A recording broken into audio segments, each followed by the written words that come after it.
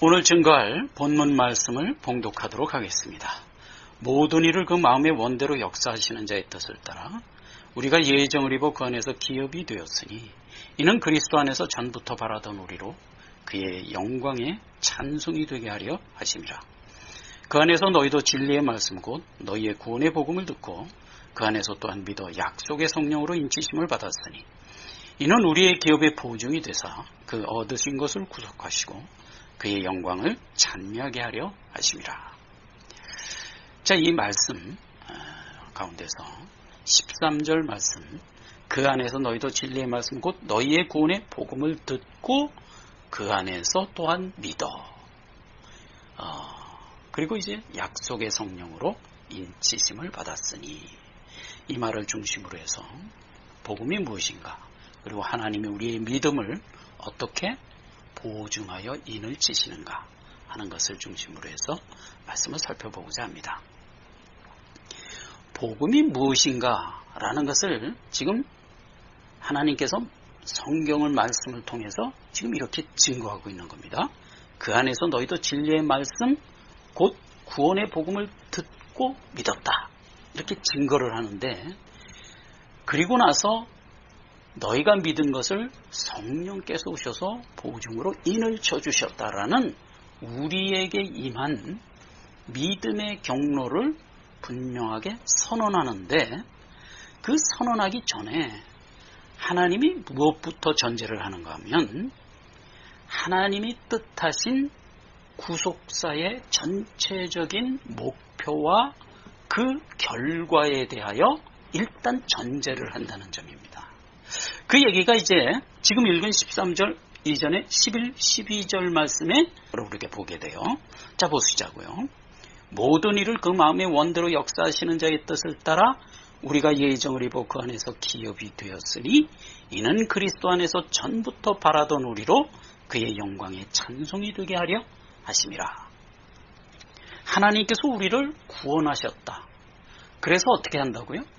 아버지의 나라의 후사로 세우셔서 하나님이 우리를 볼 때 하나님의 영광에 찬송이 된다는 겁니다. 보통 우리가 알기로 우리가 하나님께 찬송을 드리는 거잖아요. 그죠? 근데 여기서는 하나님이 우리를 자기의 찬송으로 여기겠다는 겁니다. 이 엄청난 내용을 지금 전제하고 있는 거예요. 그러니까 하나님이 우리를 구속하시는 이 구속사의 결국은 우리가 정말 해같이 빛나는 존재로 완성되어서 하나님 나라에 함께 복락하면서 하나님이 우리를 볼 때 자기의 찬송이 된다는 겁니다. 이걸 일단 전제하고 복음의 말씀이 지금 선포되고 있는 것이죠. 항상 우리의 구원의 내용을 좀 이렇게 이해하기 쉽게 하기 위해서는 구약으로 가보면 아주 쉽습니다. 모형과 그림자로 우리에게 구원의 실체를 보여주셨던 출애굽 사건이 있잖아요. 지금 이 전제된 내용이 아주 자세히 기록되어 있습니다. 이제 모세 이야기인데요. 모세가 이스라엘 백성을 구원하고자 하는 개인적인 욕망을 가지고 애를 쓰다가 오히려 이스라엘 백성들한테 디나이 당하고 지금 쫓겨서 멀리 미디안 광야로 도망갔단 말이죠. 거기가 이제 호렙산, 지금의 시내산 기슭인데 거기서 이제 이드로라는 장인을 만나게 되죠. 그래서 이제 십보라라는 딸을 아내로 삼아서 목동이 돼갖고 뭐 필부로 이렇게 지금 살아가고 있습니다.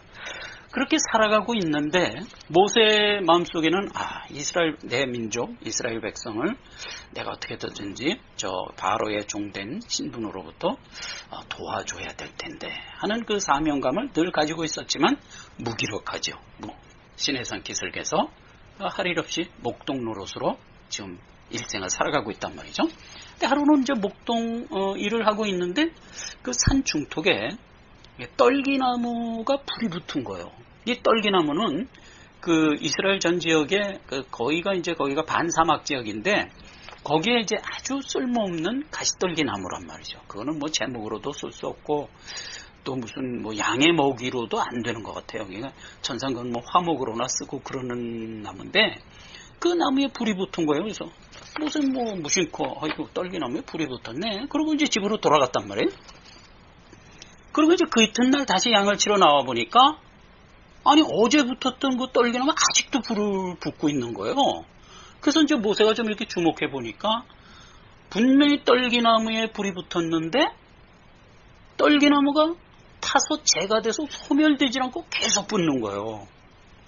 그러니까 이제 모세가 이상하다.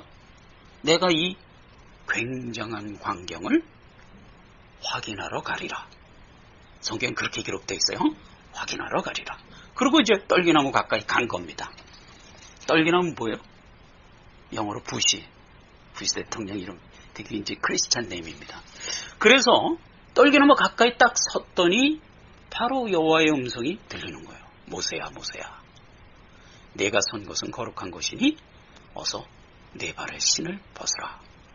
그렇게 얘기를 하는 거예요. 그러니까 이제 모세가 하나님의 엄청난 어미에 눌려서 얼른 이제 신발을 벗었죠. 그랬더니 모세에게 이렇게 얘기를 하는 겁니다. 내가 지금 애굽의 바로 밑에서 신음하고 있는 소리를 내가 듣고 저들을 이끌어 구원하여 젖과 꿀이 흐르는 가나안 땅으로 들이려 한다. 이렇게 이제 하나님이 자기의 포부를 얘기하는 겁니다. 그리고 모세한테 명하는 겁니다. 가서 내 백성을 애굽의 바로의 손에서 이끌어 구원하여 가나안 땅에 들이도록 하라. 이렇게 이제 명을 주는 겁니다. 자, 요 얘기가 지금 오늘 11절, 12절 얘기하고 맞먹는 얘기입니다. 그러니까 이제 모세가 하나님한테 묻습니다. 좋습니다. 하나님, 내가 내 백성을 한번 구원하려다 실패했습니다. 근데 이번에 또 가서 백성들을 이끌겠다고 하면 너 누구 명 받고 왔어? 이렇게 물어볼 거 아닙니까? 그때 내가 뭐라고 하리까? 그랬더니 하나님이 그때 주신 말씀이 스스로 있는 자가 보내서 왔다 하라. 그러면서 이제 모세에게 능을 주지요. 10가지 재앙을 역사할 수 있는 능을 줘서 말하자면 이스라엘 백성을 인도하여 내게 하는 겁니다. 그 얘기예요. 스스로 있는 자가 너를 보냈다.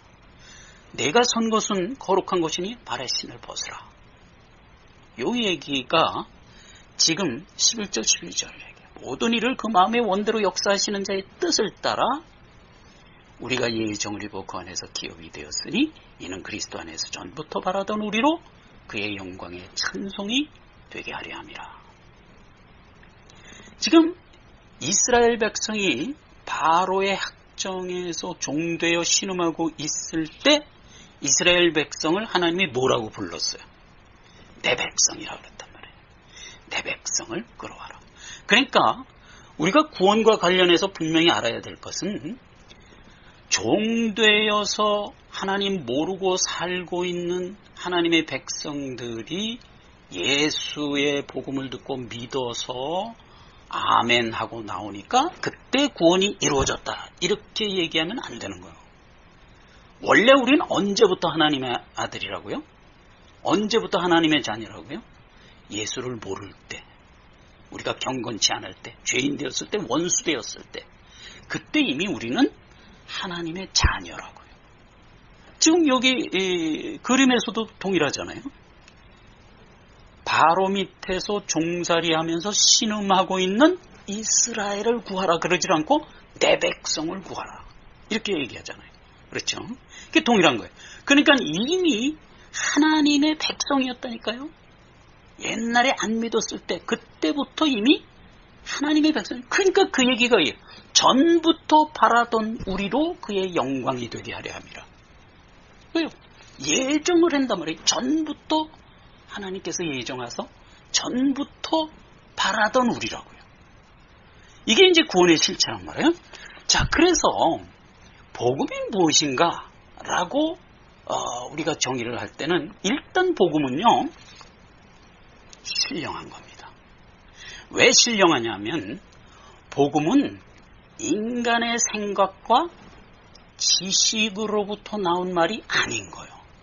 어디로부터 나왔다고요? 하나님께로부터 나온 말이에요.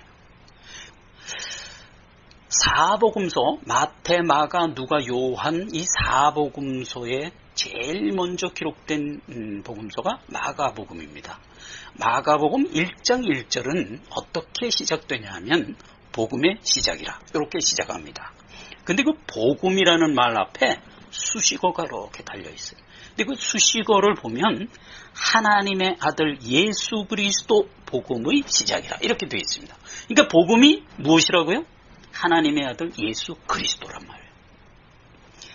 갈라디아서 1장 11절에는 복음을 또 이렇게 얘기합니다. 형제들아, 내가 너에게 알게 하노니 내가 전한 복음이 사람의 뜻을 따라 된 것이 난 것이 아니니라. 그럼 누구 뜻? 하나님의 계시로 따라 난 것이니라. 이렇게 되는 겁니다. 그래서 복음은 그 발원지가 하나님이시라는 거예요.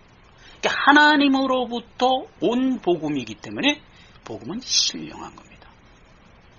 내가 너를 구원하여 죄 없이 하고 내 나라의 후사가 되게 하여 나의 찬송이 되게 하겠다. 이런 말은 인간이 할 수가 없는 말이잖아요. 말이야 뭐 하겠지. 그러나 실제가 그렇게 될 수가 없잖아요. 하나님밖에 할 수 없는 말이라고요. 그런 의미에서 복음은 신령한 겁니다. 그런데 이 복음이 선포가 됩니다. 그러면 이제 세상에 있는 모든 사람들에게 복음이 쫙 선포가 됩니다. 그 모든 사람들이 일단 그 복음을 다 듣습니다. 그런데 복음엔 신령한 거면서도 복음 자체가 가지고 있는 능력과 기능이 있단 말이죠. 복음이 선포되면 듣는 사람들이 두 부류로 나타나게 된단 말이죠. 하나는 애굽에 종되어서 신음하고 있는 내 백성들은 복음을 듣고 믿음으로 나온단 말이죠. 근데 내 백성이 아닌 자들은 복음을 안 듣더라 하는 겁니다. 이게 이제 복음이 가지고 있는 능력이며 기능인 겁니다. 이게 좀 묘한 기능인 거예요. 그래서 복음이 일단 선포가 되면 그 말을 듣고 아멘으로 나오는 사람이 분명히 있는 반면에 소닭보듯 하는 사람도 있다는 겁니다. 그래서 복음은 그 자체가 가지고 있는 능력에 따라서 자기 백성을 구원하고 또 그 자체가 가지고 있는 기능에 따라서 자기 백성이 아닌 자로 하여금 못 듣도록 하더라 하는 기능을 가지고 있는 거예요. 그래서 로마서 1장 17절에 보면 복음에는 하나님의 의가 나타나서 믿음으로 믿음에 이르게 하나니 기록된 바 오직 의인은 믿음으로 말미암아 살리라 함과 같으니라. 그래서 영생 얻기로 작정된 자들은 복음을 듣고 반드시 믿음으로 나온단 말이죠. 그런데 만일 우리 복음이 가리웠으면 망하는 자들에게 가리운 것이라. 고린도후서 4장 3절 말씀입니다. 복음을 분명히 선포했는데 그 복음이 가려운 거야. 가려웠다는 건 뭐야? 듣고 안 나온단 말이죠. 안 믿더란 말이죠. 그렇게 된 자들은 망하는 자들에게 그렇게 된 거라 이거예요. 그 얘기예요. 이 복음의 능력이 어떤 자에게는 전혀 영향을 주지 않더라. 이 실상이 어떻게 된 건가 하고 알아보니까 복음을 듣고 나온 자들은 그 복음을 들을 수 있는 귀와 눈을 가지고 있었다는 겁니다. 마태복음 13장 16절에 보면 가라지와 알곡에 대한 비유가 나옵니다. 거기에 가라지는 복음을 들어도 믿음으로 나오지 않는 것에 비해서 너희는 나오더라. 왜 너희가 나오냐? 너희는 볼름과 들을 귀가 있기 때문에 나오더라. 이렇게 예수님이 선포해 주시는 것을 우리가 알게 됩니다. 결정적인 얘기는 요한복음 8장 47절에 아주 분명하게 얘기하고 있습니다. 하나님께 속한 자는 하나님의 말씀을 듣고 하나님께 속하지 아니한 자는 하나님의 말씀을 듣지 아니하느니라. 이렇게 아주 분명하게 정의를 하고 있는 겁니다. 이게 복음이 가지고 있는 능력이며 기능인 것입니다. 그래서 이걸 교리상으로 정의한 로마서 말씀이 이제 믿음은 들음에서 난다 라고 정의를 한 겁니다. 그 말씀 한번 볼까요? 로마서 10장 17절. 그러므로 믿음은 들음에서 나며 들음은 그리스도의 말씀으로 말미암느니라 해서 복음의 내용을 아주 분명하게 정의하고 있습니다. 그러니까 말씀으로부터 나온 것이기 때문에 복음은 신령한 것이고 복음은 능력을 가지고 있어서 들을 때 믿더라 하는 것으로 정의가 되는 겁니다. 그런데 우리가 이렇게 믿게 된 것을 좀 더 신학적으로 안으로 파고 들어가면 어떤 일이 있었기에 우리는 복음을 듣고 믿을 수가 있었는가라는 것을 좀 살펴볼 필요가 있어요. 그 얘기가 오늘 13절 말씀에서 그 안에서 또한 믿어 약속의 성령으로 인침심을 받았으니 라고 하는 부분에서 성령의 약속을 우리가 생각해 볼 필요가 있어요. 자, 성령을 우리에게 부어주시는 것은 우리에게 영생을 준다는 말과 동일한 얘기예요. 예수님이 이 땅에 오시자 많은 이스라엘 백성들이 예수님에게 가서 묻습니다. 어떻게 하면 영생을 얻을 수 있습니까? 니고데모가 대표적으로 얘기를 했죠. 그때 예수님이 이렇게 대답하죠. 성령으로 거듭나지 않으면 영생을 얻을 수 없다. 그러니까 영생을 얻으려면 내가 성령으로 새롭게 태어나야 된단 말이에요. 즉, 이 얘기는 무슨 얘기냐면 내 안에 하나님의 성령이 들어와서 내주해야 내가 영생을 얻게 된다는 뜻이란 말이죠. 이 성령의 내주가 도대체 언제 나에게 이루어진 것이냐 하는 것이죠. 나는 이 땅에 언제 태어났습니까? 다 각자 자기 생일이 있어요. 그죠? 태어나서 살아가는 과정에서 언제 성령이 내 안에 들어와서 내주했는지는 우리는 모릅니다. 하나님이 자기의 택한 자녀들에게 내적 부르심으로 오셔서 임하여 우리 안에 본론과 들을 귀를 주시는 것, 이게 성령이 내주라고요. 근데 이게 언제 이루어졌는지 우리는 몰라요. 우리는 몰라요. 저만 해도 그래요. 30대 초반에 하나님의 복음의 말씀을 듣고 믿었단 말이죠. 그러면 그때 성령께서 내 안에 내주했기 때문에 내가 믿었는가? 그건 난 모른단 말이죠. 성령이 내주 훨씬 그 전서부터 내 안에 내주하고 있었는데 내가 워낙 완악해서 성령의 도우심에도 불구하고 하나님의 복음의 말씀을 30대에 가서야 아멘으로 받았다. 이렇게 얘기할 수도 있는 거거든요. 다만 분명한 것은 내 안에 성령이 있지 않으면 믿을 수 없다는 이 분명한 사실인 거예요. 그것을 고린도전서 12장 3절에 아주 분명하게 정의하고 있습니다. 여러분 한번 함께 찾아가서 읽어볼 수 있도록 하겠습니다. 고린도전서 12장 3절에 보니까 그러므로 내가 너희에게 알게 하노니 하나님의 영으로 말하는 자는 누구든지 예수를 저주할 자라 하지 않고 또 성령으로 아니하고는 누구든지 예수를 주시라 할 수 없느니라. 무슨 얘기예요? 내 안에 성령이 있었기 때문에 내가 예수님은 나의 구주님이다 라는 고백을 할 수 있었다는 겁니다. 내 안에 만약 성령이 없었다면 이 고백은 할 수 없었다는 얘기입니다. 요한복음에서도 동일한 얘기를 합니다. 하나님께서 빛으로 이 땅에 오셨습니다.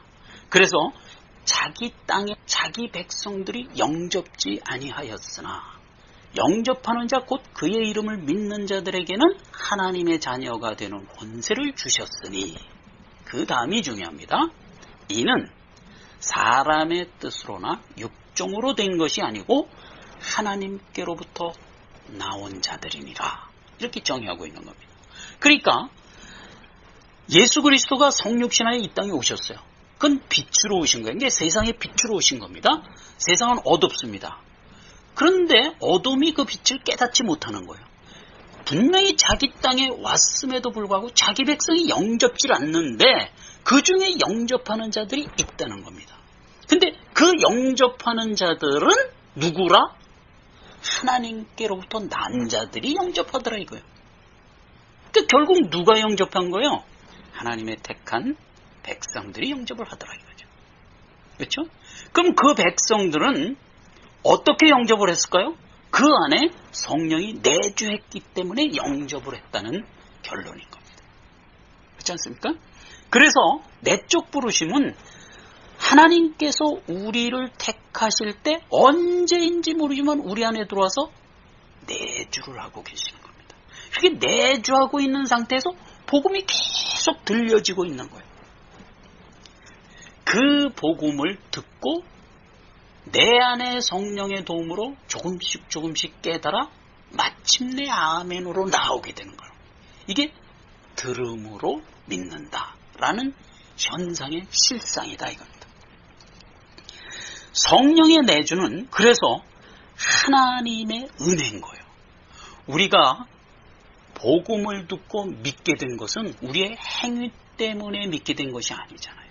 그렇죠? 전적으로 하나님의 은혜로 우리가 믿게 된 것이고 또 우리가 믿게 된 것 자체가 하나님의 선물이었잖아요. 우리 안에 성령께서 내주해 오심으로 인하여 우리가 깨달아 믿게 된 거잖아요.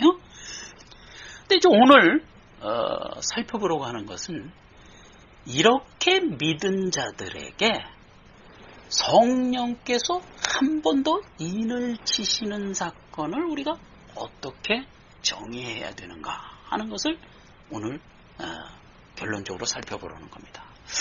자, 성경에 보면 그 중에 대표적으로 성령 세례를 주고받는 장면이 세 군데 있습니다. 그 하나가 오순절 사건이죠. 오순절 사건에서 제자들이 마가의 다락방에 모여서 전혀 기도에 힘쓰고 있습니다. 그때 성령이 임하죠. 베드로를 중심으로 한 120 제자들에게 불같이 임해서 모두 방언을 하면서 성령 세례를 받습니다. 그게 이제 한 사건이고 또 하나는 아볼로 사건입니다. 그럼 바울 사도 시대에 바울이 에베소 지역에 있는 교인들에게 이제 복음을 증거하면서 교회를 세웠어요. 근데 어느 한 교회를 세웠는데 거기에 아볼로가 파견된 겁니다. 아볼로는 성경 지식에 아주 능한 말하자면 제자 중에 하나였죠. 근데 이제 예수님은 못 본 제자였습니다. 나중에 믿은 제자인데 아주 성경 지식이 탁월해서 성경으로 예수는 그리스도라 이렇게 증거할 수 있을 만한 능력이 있는 그런 아주 탁월한 말하자면 당시의 신학자였습니다. 이 아볼로가 에베소 교인들에게 열심히 말씀을 증거해갖고 거기에 있는 사람들이 다 말하자면 크리스찬이 된 거예요. 그런데 나중에 이제 바울이 자기가 이제 개척한 교회들을 이제 확인차 이렇게 방문을 했을 때 그 교인들, 아볼로가 키운 교인들에게 가서 너희가 성령 세례를 받았느냐 이렇게 물었어요. 그랬더니 거기 교인들이 성령이 뭐죠? 성령 우리 들어보지도 못했는데요? 이렇게 된 거예요. 그러니까 이제 바울이 너희가 받은 세례는 요한의 세례로구나. 그래, 내가 예수 이름으로 다시 세례를 주마. 그래서 예수 이름으로 세례를 주자 모두 방언을 하면서 성령을 받았다 하는 이제 기록이 있어요. 그리고 이제 마지막 한 기록이 고넬료 사건입니다. 고넬료는 이탈리아, 그러니까 로마 장교였어요. 로마의 장교, 백부장이었죠. 근데 그 로마의 장교가 은혜를 받고 말하자면 예수를 믿기 위해서 이제 애를 썼습니다. 그러니까 성령께서 이제 고넬료에게 음성으로 들려주시기를 베드로를 청해서 복음을 들어라. 이렇게 이제 명을 내려서 베드로를 초청하게 되죠. 근데 이제 한편 베드로는 그때만 해도 이방인들에게는 복음을 증거할 수 없다고 생각했을 때예요. 베드로가. 그래갖고 이제 이방인의 집에는 들어가지도 않고 이방인과 함께 밥을 먹는 거는 아직 꿈에도 생각 못하고 그럴 때입니다. 그럴 때인데 베드로에게도 이제 하나님께서 이제 성령으로 깨달음을 줘갖고 염려 말고 가라. 그래갖고 이제 환상을 보여주죠. 그러니까 도저히 먹을 수 없는 이상한 부종한 동물들을 이렇게 보자기에 내려서 그걸 잡아먹으라고 그러잖아요. 아이고 내가 이 부종한 음식을 어떻게 먹습니까? 못 먹습니다. 그러니까 하나님이 내가 깨끗게 했으니 너희가 더럽다 하지 말고 먹으라. 이런 환상을 보여줬다면 그래서 이게 도대체 무슨 환상일까? 그러고 있을 때 이제 고넬료 집에서 사람이 온 겁니다. 베드로님, 고넬료라는 이탈리아 장교가 베드로님한테 복음을 좀 듣고자 한답니다. 그 환상이 혹시 이것과 연관된가? 이렇게 생각하고 이제 베드로가 고넬료 집에 가죠. 가서 복음을 증거하죠. 하나님께서 아마도 고넬료에 가서 복음을 증거하라고 내가 이 환상을 보여줬는가 보다. 이렇게 깨닫고 이제 가서 고넬료에게 복음을 증거했습니다. 그랬더니 어떤 현상이 일어나냐? 고넬료 및 거기에 있는 이방인들이 다 방언을 하면서 성령 세례를 받은 거예요. 그러니까 베드로가 이방인에게도 우리와 동일하게 성령으로 세례를 주시는데 우리가 어찌 세례를 금하리요? 하고 예수의 세례를 줬더라. 이렇게 되어 있습니다. 자, 그럼 여기서 이제 좀 한 가지 우리가 분명한 거는 고넬료 사건에서는 성령부터 받고 그리고 예수의 세례를 줬어요. 그 다음에 아볼로 사건에서는 야 너희가 요한의 세례밖에 안 받았다며 안 되겠다. 예수의 세례부터 받아라. 그리고 예수의 세례를 주고 나니까 성령이 임했어요. 이제 이런 순서가 이렇게 뒤바뀌었지만 하여간 분명한 것은 성령 세례가 나왔다는 겁니다. 어쨌거나 이 세 사건 모두가 무슨 의미냐 하면 성령 세례를 받았기 때문에 구원을 얻은 것이냐 아니면 구원을 얻었기 때문에 성령의 인침이 온 것이냐 요 논쟁입니다. 근데 요 논쟁에서 세 사건 공이 구원을 받았기 때문에 성령 세례가 임했다. 이게 분명하단 말이죠. 오순절 사건만 해도 그래요. 120문도가 누구예요? 예수님의 120 제자들 아니에요. 그러니까 그들은 이미 구원을 받은 자들이에요. 받은 자들인데 성령이 와서 인을 쳐준 거예요. 지금 아볼로에 있는 에베소 교인도 마찬가지예요. 이미 믿었어요. 다 믿었는데 이제 분명하게 모든 걸 이렇게 다 모르는 상태에서 바울이 가서 너희가 믿은 것은 예수 그리스도의 은혜니라 하고 확증을 하고 거기다가 세례를 주니까 성령 세례가 임한 거란 말이죠. 그래서 모두 다 믿으니까 성령 세례가 임한 거예요. 고넬료도 마찬가지예요. 안 믿었는데 가서 뭐 믿게 하고 뭐 그러는 과정에서 성령 세례 받은 게 아니라 분명히 베드로가 복음을 증거하니까 온 성도가 아멘으로 받았어요. 그래서 모두 다 구원을 받았는데 그 받자 성령 세례가 바로 임해버린 거예요. 그러니까 구원받은 걸 인을 친 거예요. 그러니까 오늘 본문 말씀 그대로예요. 너희가 또한 그 안에서 믿어 약속의 성령으로 인침을 받았으니 거예요. 믿은 것을 하나님께서 와서 보증으로 인을 쳐주셨다. 그러니까 성령 세례를 받았기 때문에 구원받은 게 아니란 말이에요. 구원을 받았기 때문에 성령께서 임하여 인을 쳐주신 거다. 이게 분명한 사실이란 말이죠. 그래서 이제 오순절 사건을 통해서 분명히 확인하고자 하는 겁니다.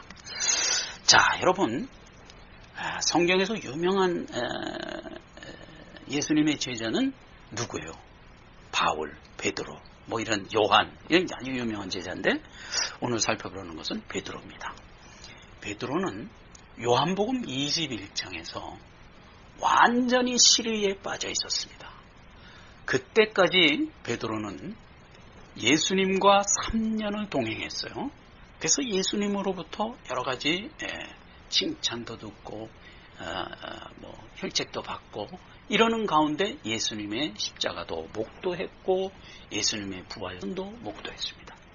그리고 부활하시고 나서 베드로는 이제 시들해진 거예요. 근데 베드로는 그때까지 어떻게 생각했냐면 예수 그리스도라는 메시아가 오시면 다윗 왕국 같은 눈에 보이는 물리적인 세상 왕국이 설 줄로 아는 거예요. 그래서 예수 그리스도가 오셔서 다윗 같은 위대한 왕이 돼서 로마를 누르고 이스라엘 나라를 딱 세울 줄로 아는 거예요. 그런데 예수님이 십자가 못 박혀 죽으시고 부활까지는 했는데 뭐 나타났다 안 나타났다 하면서 시들해지니까 이건 뭔가 내가 기대하고 있는 이런 게 안 되는 모양이다. 이게 이제 낭망을 한 거예요. 낭망을 해갖고 어느 날 난 그냥 고기나 잡으러 갈란다. 그리고 이제 배를 타고 그 3년여 동안 고깃배를 안 탔잖아요. 예수님 만난 이후로부터 고깃배를 버려두고 예수님을 쫓아다녔던 거 아니에요? 그랬는데 이제 다시 업으로 돌아간 겁니다. 그러니까 이제 옆에 있던 이 제자들도 나도 갈래 하고 전부 따르는 거예요. 대개 이제 제자들이 다 어부였었잖아요. 그러니까 이제 전부 배를 타고 고기를 잡으러 간 겁니다. 밤새도록 고기를 잡은데 그날따라 한 마리도 못 잡는 거예요. 그냥 얼마나 힘들어요. 고기를 잡아야 뭐 신명도 나고 그러는데 한 마리도 못 잡고 얼마나 힘들어요. 그러다가 밤을 새니까 어설렁풀이 동이 터오는 거예요. 그래서 이제 시래에 빠져서 아이고 고기조차도 안 잡히는구나 그러고 있는데 저기 물가에서 웬 사람이 이보시오 배 오른편에 그물을 한번 던져보시오 그런 소리가 들린단 말이에요. 그러니까 이제 뭐 이래도 안 되고 저래도 안 되고 뭐 저 사람이 한번 오른편에 던져보니까 한번 던져보자. 그리고 배 오른편에 탁 던졌어요. 던졌더니 어떻게 됐어요? 153마리의 큰 고기가 잡혔습니다. 여러분 성경에서 고기는 두 종류로 나옵니다. 하나는 읍사리온이라는 고기고 하나는 익투스라는 고기인데요. 읍사리온은 아주 몹쓸 고기들이에요. 조그만 아주 몹쓸 고기. 그래서 읍사리온이 사실은 많아요. 그래서 보통 그물질을 하면 대부분 읍사리온이 잡혀요. 그럼 그건 이제 소금에 절여서 우리나라식으로 이제 젓담가 먹고 이제 그러는 겁니다. 오병이어의 기적에서 떡 5개와 고기 2마리 할 때 그 고기 2마리가 읍사리온이었어요. 이게 조그만 생선이죠. 그러니까 소금에 절여서 이제 도시락에 싸줬던 거죠. 그런데 지금 153마리 잡힌 것은 큰 고기입니다. 이만한 고기인데 제가 옛날에 성지순례 가서 갈릴리 바다를 갔더니 거기에 있는 현지민들이 뭐 빼또로고기 이러면서 다녀요. 그래서 그게 무슨 말인가 그래서 이건 빼또로고기라는 게 무슨 팔레스타인 말인가 보다. 이제 그러고 그 식당에 들어간 거예요. 그랬더니 베드로고기 판다는 거 베드로고기라는 거예요. 그러니까 한국 사람인 줄 알고 우리 말을 한 거예요. 그래서 가서 이제 베드로고기를 먹었잖아요. 넓적한 고기를 구워서 나와서 1인당 한 마리씩 먹었어요. 어거 한 마리 먹으니까 그게 한 끼가 되더라고요. 익투스를 153마리를 잡고 그물이 막 건질 수가 없는 거예요. 이게 무거워갖고 그게 쩔쩔매고 있는데 그때 이제 요한이 뱃머리에서 이렇게 아까 그 말한 사람을 이렇게 보고 있는데 해는 점점 이제 이게 동이 터가니까 훤해지잖아요. 이렇게 보니까 예수님인 거예요. 그러니까 요한이 너무 반가워서 주시다. 그리고 이제 고함을 치니까 베드로가 너무 반가운 거예요. 그 배를 돌려서 주님한테 갈 시간 못 기다리고 그냥 바다에 뛰어들어가서 헤엄쳐서 주님 곁으로 간 거예요.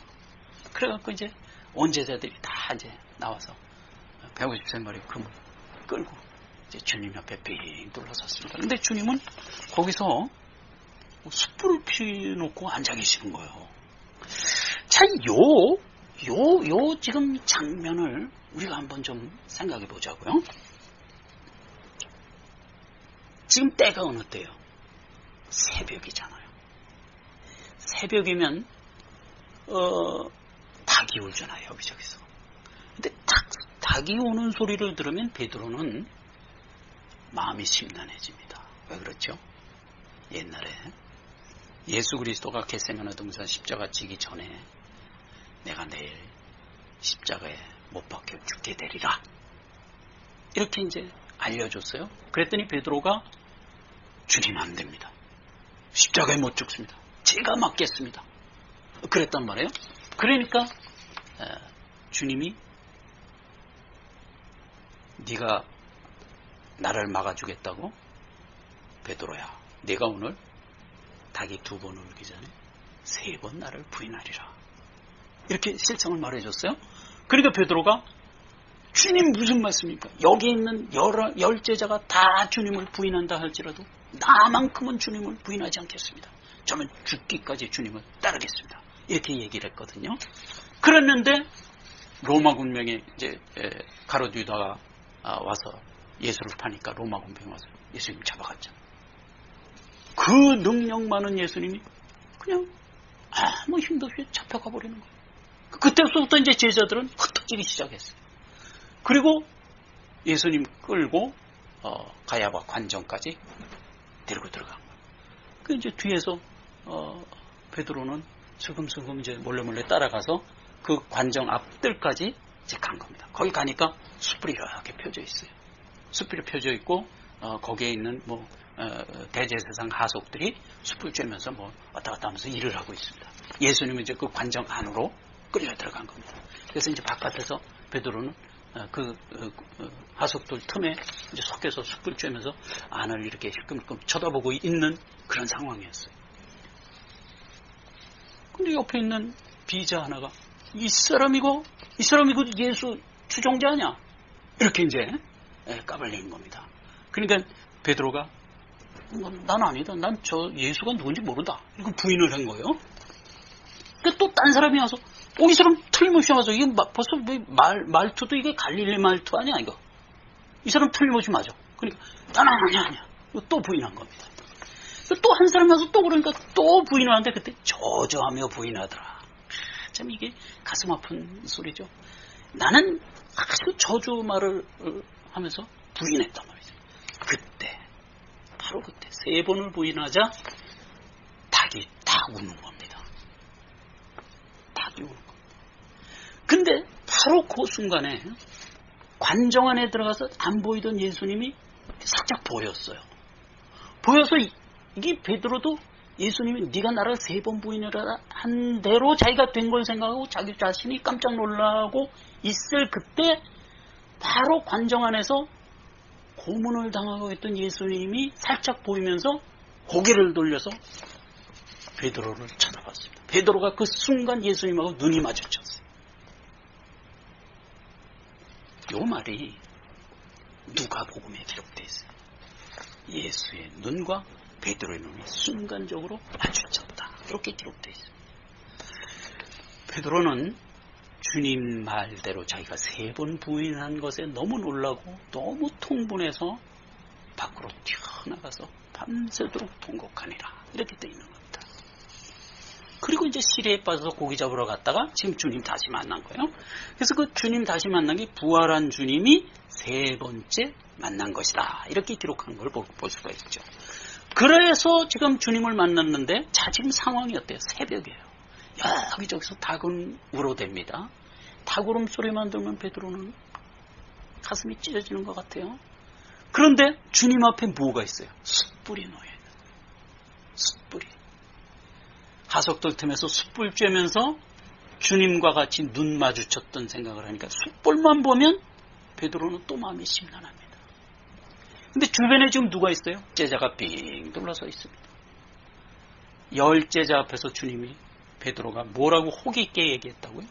이들이 주를 다 부인할지라도 나는 주를 부인하지 않겠습니다 하고 자신 있게 얘기했던 것이 생각나서 더 민망했을 겁니다. 이 상황에서 주님이 지금 베드로에게 묻습니다. 베드로야, 아무도 말하는 사람이 없습니다. 네가 여기 있는 다른 제자들보다 나를 더 사랑한다며? 이렇게 물은 겁니다. 네가 저들보다 나를 사랑하느냐? 이렇게 물은 게 그런 의미예요. 베드로가 그 말을 들으니까 가슴이 너무 아파서 내 소리를 못하고 주께서 하시나이다. 이렇게 대답을 하죠. 2번째 질문입니다. 베드로야, 이 사람들보다 더 나를 사랑하는 건 관두고, 이건 물론 생략된 말입니다. 관두고 너는 나를 사랑하느냐? 이렇게 묻습니다. 베드로는 또 마음에 근심이 돼서 주께서 하시나이다 또 대답하죠. 마지막으로 한마디 더 묻습니다. 베드로야, 네가 나를 필레오나 하느냐? 앞에는 두 번 다 뭐라고 얘기했다고? 아가페로 물었어요. 네가 나를 아가페 하느냐, 아가페 이렇게 물었는데 세 번째는 네가 나를 필레오나 하느냐? 이렇게 물은 겁니다. 이 필레오라는 단어를 헬라어 사전에 이렇게 들어가서 찾아보니까 영어로 affect라고 번역되어 있어요. 근데 거기에 주가 달린 거 보니까 아주 흥미로운 주가 달렸어요. 뭐냐면 이 affect라는 단어의 의미를 그대로 필레오가 가지고 있다는 겁니다. 즉 affect라는 의미는 좋아하다 이런 의미인데 아주 단순한 의미죠. 좋아하다, 사랑하다 이런 뜻인데 이 affect라는 단어가 일반 사물에 붙어서 사용할 때는 그대로 좋아하다가 됩니다. 나는 단 것을 좋아해. 나는 채소를 좋아해. 할 때는 그냥 좋아하다가 돼요. 그런데 격이 높은 사물과 붙어서 affect가 사용될 때는 그 반대의 뜻이 됩니다. 말하자면 나는 시를 좋아해. 이렇게 되면 시를 좋아하는 척하다. 이렇게 이제 뜻이 도치가 돼버립니다. 나는 주님을 좋아해. 이러면 주님을 좋아하는 척하다. 이렇게 되는 거예요. 이게 affect가 아주 묘한 단어예요. 우리말에도 그런 게 있습니다. 치다라는 말이 있어요. 하숙을 치다, 비둘기도 치다 할 때는 이게 정상적인 말이 되지만 그 치다라는 말을 우리 시부모님을 치다 이래버리면 모욕적인 말이 되는 겁니다. 그렇지 않습니까? 아니 시부모님을 공양한다, 보양한다 이렇게 얘기를 해야지 나는 시부모님을 치고 있어. 이건 아주 모욕적인 말이 되잖아요. 이 동일한 얘기. 밝히다라는 말도 동일해요. 나는 단 것을 밝혀, 나는 냉수를 밝혀 이런 얘기는 뭐 쓸 수가 있는 말이에요. 근데 나는 우리 부모님을 밝혀 이런 건 모욕적인 말이죠. 나는 우리 부모님을 몹시 좋아해. 이렇게는 얘기할 수 있도 부모님을 밝히다 이건 모욕적인 말이 되잖아요. 그런 것과 똑같은 얘기예요. 어느 나라 어느에나 그런 게 다 있어요. 그런 단어가 이 영어의 affect가 그런 단어고 이 affect라는 단어에 원래 가지고 있는 기능이 필레오라는 단어가 바로 그런 의미란 말이에요. 자, 그러면 원어 그대로 한번 상황해 보자고요. 네가 나를 필레오하였느냐? 네가 나를 좋아하는 척이나 하였느냐? 이렇게 된 겁니다. 지금 주님은 베드로를 아주 심하게 다루고 있는 것 같습니다. 그렇지 않습니까? 베드로의 아픈 곳을 사정없이 찌르는 거예요. 그런데 지금 주님이 일부러 그렇게 해서 베드로를 실망시키려고 하는 얘기가 아닌 거예요. 자, 네가 지금까지 이런 상태였다는 것을 일단 주님은 확인을 하고 후렴과 같이 명을 내립니다. 무슨 명을 내리죠? 내 양을 치라, 내 양을 먹이라, 내 양을 치라. 이 세 번의 명령을 내리는 겁니다. 베드로는 지금 주님의 이 엄청난 이 만남 속에서 큰 결단을 하게 됩니다. 베드로는 지금까지 자기가 자기를 제일 잘 아는 줄 알았습니다. 그렇죠? 그런데 지금 베드로는 무엇을 깨닫습니까? 나는 지금까지 내가 나를 제일 잘 아는 줄 알았다. 그래서 나는 주님을 따라간다. 주님을 위하여 목숨을 바친다. 호기 있게 얘기했지만 그때마다 주님은 그렇게 안 되고 이렇게 할 것이다. 이렇게 할 것이다 해서 나보다 나를 더 분명히 아는 분이십니다. 지금 내가 시리에 빠져서 주님 앞에 아무것도 할 줄 없는 폐인과 같이 됐을지라도 지금 주님이 내게 내 양을 먹이라, 내 양을 치라, 내 양을 먹이라 한 이상 나는 주님의 양을 먹일 자다 라는 이 확신이 베드로에게 엄습하는 겁니다. 베드로는 이 큰 확신을 이 주님의 만남에서 갖게 됩니다. 그렇죠? 그리고 사도행전 1장으로 넘어가는 겁니다. 여러분, 사도행전 1장에서 주님이 이제 승천해서 이제 말하자면 작별을 하죠. 그리고 베드로는 10제자죠. 자기까지 11제자가 모여서 마가의 다락방에 모입니다. 모여서 무엇부터 하시죠? 유다로 결혼된 한 사람을 뽑아 채우자. 그 일부터 합니다. 그래서 마띠아를 뽑아서 12제자의 수에 채우죠.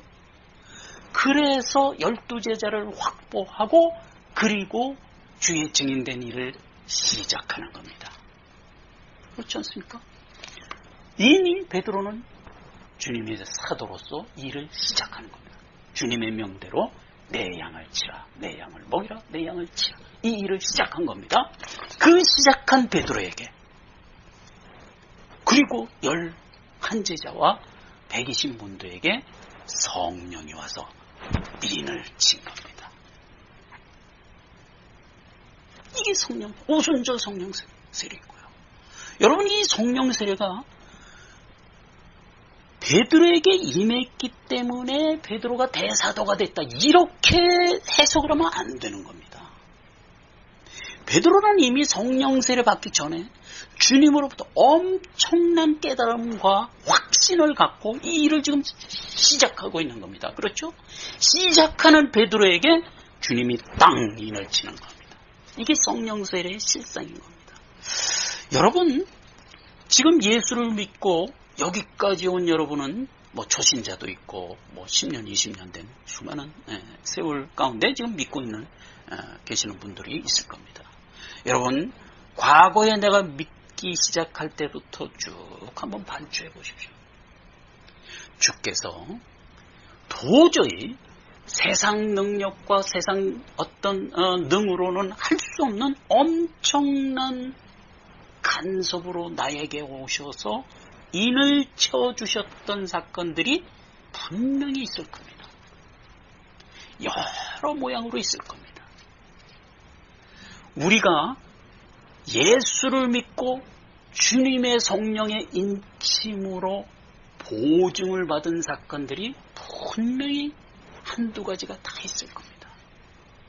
그걸 생각하시고 성령의 인침으로 내가 하나님의 구원받은 자라는 보증까지 받은 자다라는 이 확신을 가지고 남은 우리의 삶을 더욱 힘차게 그 사명을 가지고 확신 가운데 살아가는 우리 모두가 되기를 이 시간 기대하는 것입니다. 기도하겠습니다. 하나님 아버지 은혜를 감사드립니다.